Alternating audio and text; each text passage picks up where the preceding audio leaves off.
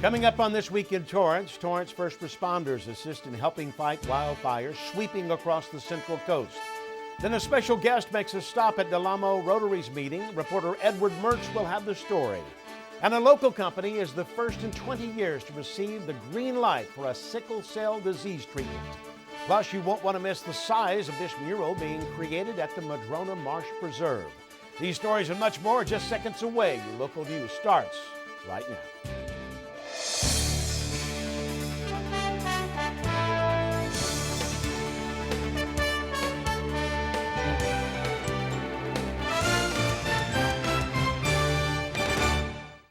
Hello and welcome to This Week in Torrance. I'm Ben McCain. Thanks so much for joining us. Here are your top stories.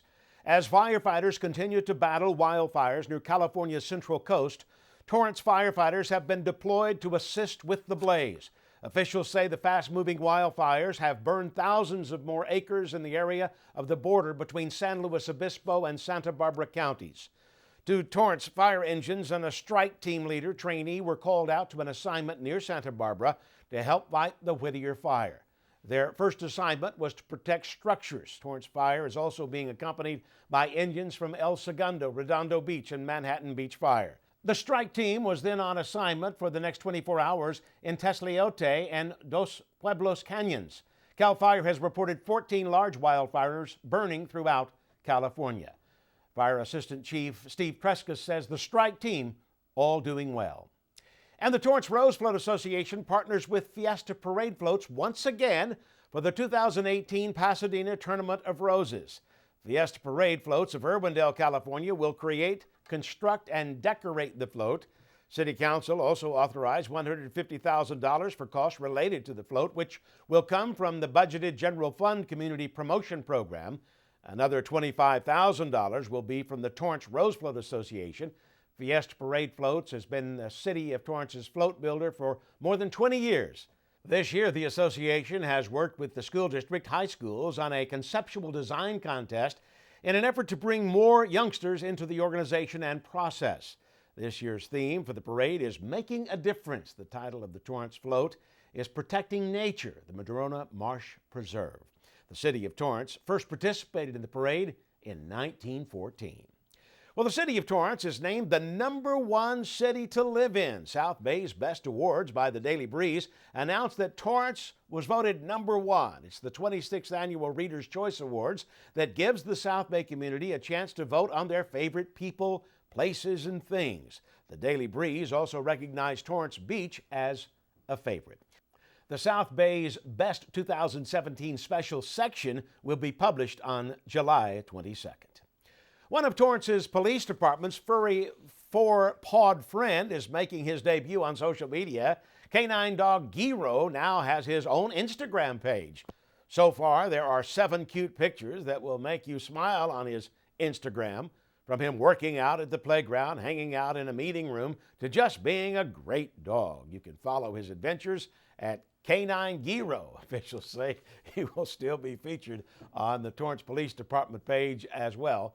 Currently, there are 2 canine dogs. Giro is Officer Steve Ruiz's partner. Well, it's a story with a happy ending that may surprise you. After 6 years, one Torrance resident is reunited with memories. On July 7th, investigators from the Torrance Police Department posted on its Facebook page photographs obtained from a stolen camera in hopes of finding the victim. And in just a short time, the victim was found. Officials say in late June, Torrance police performed a search warrant in the city of Hawthorne stemming from an ongoing residential burglary investigation. During this time, they found stolen items, one being a handheld camcorder owned by the victim, which has now been returned. An inspirational meeting this week for members of the Rotary Club in Torrance. Members heard from the Southern California woman who paved the way for women everywhere to join Rotary. Our Edward Mertz has the story. The Rotary Club has been in service for more than a century, but it wasn't until 30 years ago before women were allowed to join. That's when Dr. Sylvia Whitlock looked around her community and saw a lot of people with needs. We had kids who lived under the freeway, kids who didn't have food to eat, kids who didn't have anyone to teach them, kids that we could work with, I mean, so many things in communities. Whitlock says she saw those needs every day while working as the principal of an elementary school in Duarte, just east of Pasadena. The club there allowed women to join in 1977, but the parent organization, Rotary International, challenged them all the way to the U.S. Supreme Court. It took 10 years before the court ruled women could join Rotary, and once in, Whitlock became the first female president of a Rotary chapter. As a Rotarian, that's what you're there for, is to find out what people need and how you can meet those needs. She also wrote about her experience, drawing praise from Torrance Rotary Club President Neil Bracewell. To have she's an historic member of Rotary. I think that in our club, we do a lot of great things in the community, but we don't always get an opportunity to see what Rotary's doing on a larger scale. So to bring her here as the first female Rotary president was very special. And Whitlock says there's still more to do. That 30 years ago we were fighting about getting women in a service club, and today we're still fighting about getting women in places where they should be. And she says being a part of Rotary has been a life-altering experience. And if you'd like to join, the president of the Rotary Club says their doors are open. For This Week in Torrance, I'm Edward Mertz. Thanks, Edward. And the Rotary Club in Torrance meets Tuesdays at noon inside the Depot restaurant. Still ahead, thousands of people make their way to Torrance for the largest Japanese summer festival in the region. Plus, we'll take you inside the transformation of one room at the Madrona Marsh Nature Center.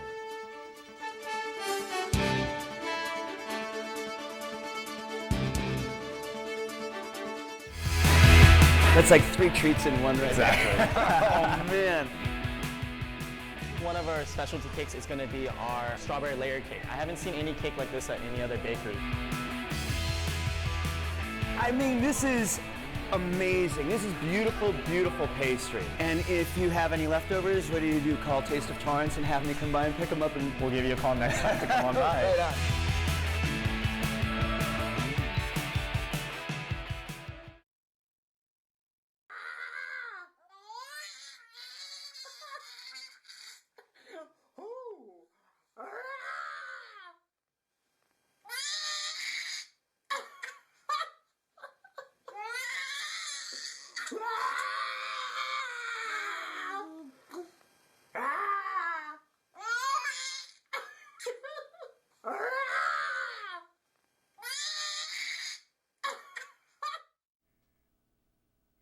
The transit bus had some special riders as they tested out the newest transit application.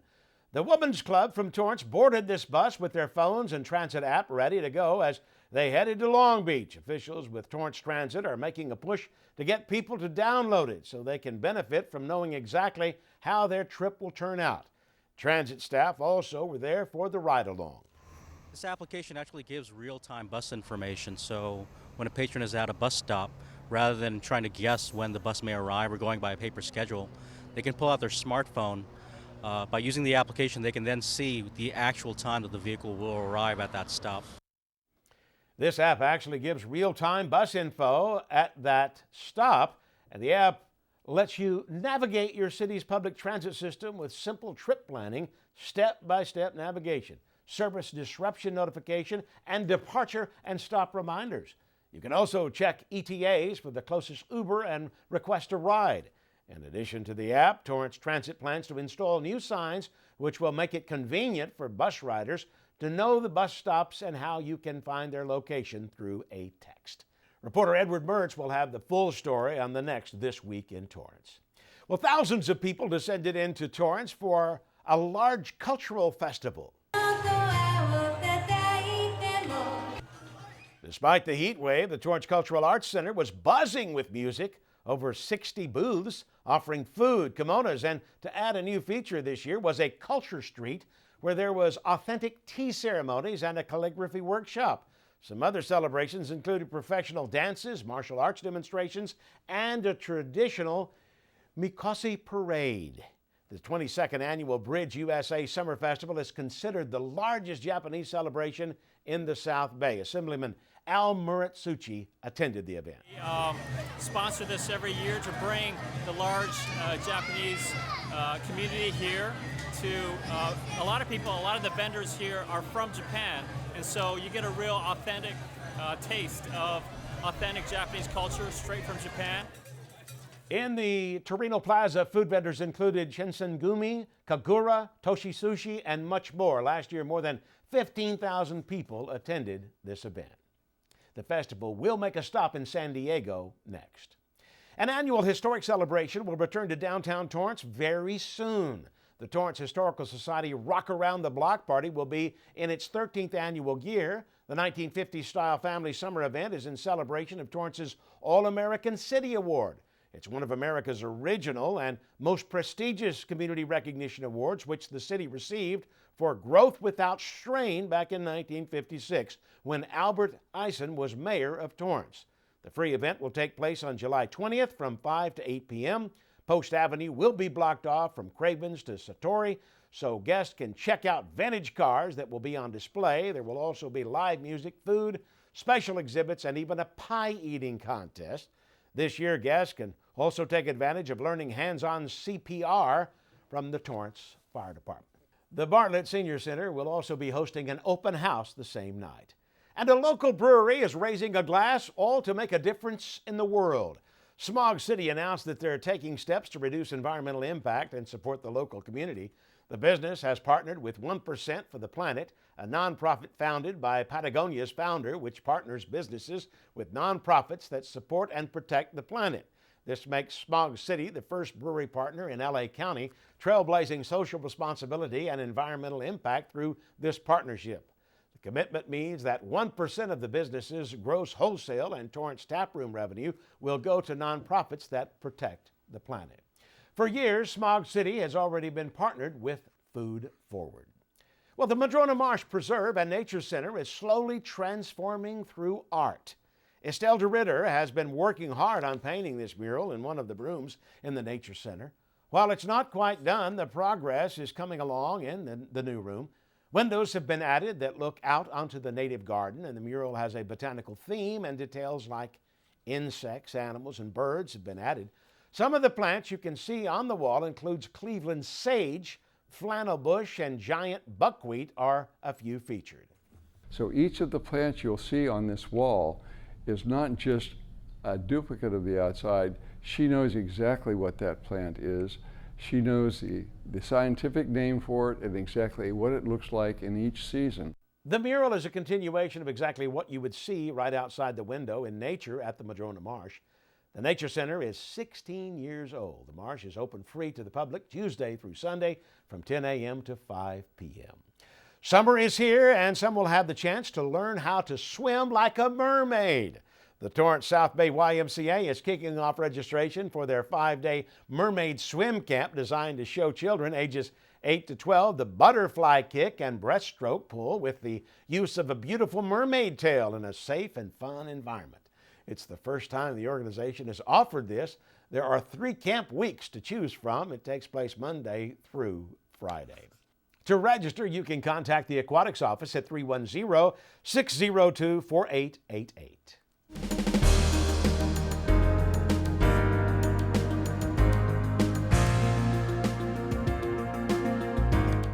A Torrance business makes a breakthrough in finding a cure for people with sickle cell disease. The U.S. Food and Drug Administration has granted approval for Emmaus Life Sciences Indari drug. The L-glutamine oral powder reduces the severe complications of rare, debilitating, and lifelong hereditary blood disorder, sickle cell disease, in adult and pediatric patients aged 5 and older. The powder is designed to reduce oxidant damage to red blood cells. The sickle cell patient community hasn't had a treatment for nearly 20 years, which now also has a treatment option for children. The approval of the drug is based on data from a 48-week randomized, double-blind, placebo-controlled clinical trial that evaluated the effects of Indari. The data was collected from nearly 300 patients treated with L-glutamine, and 111 patients were treated with placebo. The results showed that Indari reduced the frequency of sickle cell crisis by 25% and hospitalizations by 33%. Sickle cell disease patients suffer from excruciating pain. Chick-fil-A fans dressed up all for free food recently. Dozens of people lined up at Chick-fil-A on the boulevard as the Chicken Company gave away free food in celebration of annual Cow Appreciation Day. They offered a free entree to anyone dressed in cow attire, which can be a full costume or simply a cow-themed accessory. The event is Chick-fil-A's biggest promotion of the year. We are honoring the cows for what they have done for us in promoting Chick-fil-A and for them to tell us, to our customers, to eat more chicken. So this is a fun day for the community to come out and for them to dress up as a cow, and they're able to get a free entree from any Chick-fil-A for that matter. Today's Cow Appreciation Day, so yep, we came out here for the free Chick-fil-A. I got a free 12-piece chicken nugget. And I got a chicken deluxe. The chain gave away nearly 1.6 million free entrees to customers last year. There are 2 locations here in Torrance.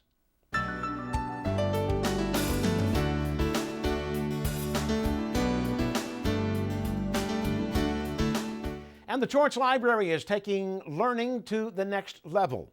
If you visit the library, you may have seen these new bright orange cases. They're called SMART cases, which stands for Science, Math, Activity Reading, and Teaching. They are boxed kits that include science activities and supplementary materials that make it a complete learning package for young people. Topics range from astronomy, the human body, to even earthquakes. For example, the activities range from science samples you view under a microscope to a building you can create on an earthquake table, to a mini human torso with organs, to a little planetarium. These smart cases are able to combine library resources such as books and DVDs with an activity and teach a core concept in science. Those core concepts are in line with what's called the next generation science standards, and those teach, as I said, key components in science that are important to kids today. The cases must be checked out by an adult at the Katie Geyser Civic Center Library. You can take them home for 3 weeks. The hands-on learning kit makes learning fun and easy. The Next Generation Science Standards requires that students engage and practice rich activities that support their use of the case contents. Contents were selected by the librarians and with the assistance of faculty at Torrance Unified School District. The kits will be housed at Katie Geyser, but can be requested for checkout at any Torrance library branch. The 2 cases were 2 years in the making and funded by the Torrance Refining Company.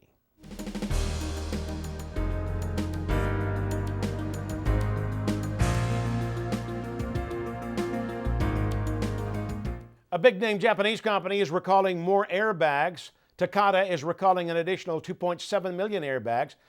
This is for Ford, Mazda, and Nissan vehicles. Takata said that new testing revealed that a chemical drying agent used in the airbag inflators could cause driver's side airbags to rupture. Over time, Takata has recalled tens of millions of vehicles and has been linked to more than a dozen deaths worldwide. To check if your car is affected, you can go to the National Highway Traffic Safety Administration website. Still ahead, we've got some great upcoming events you won't want to miss. We'll be back in just 60 seconds. Don't go away.